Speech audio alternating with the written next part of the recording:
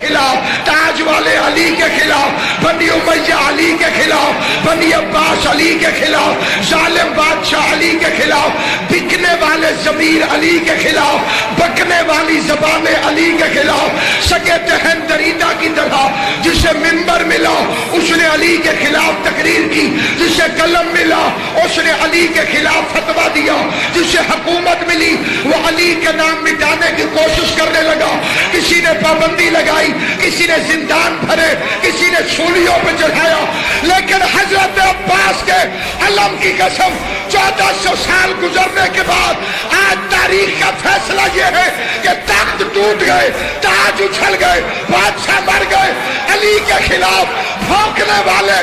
جہنم میں پہنچ گئے، علی کل بھی علی تھا۔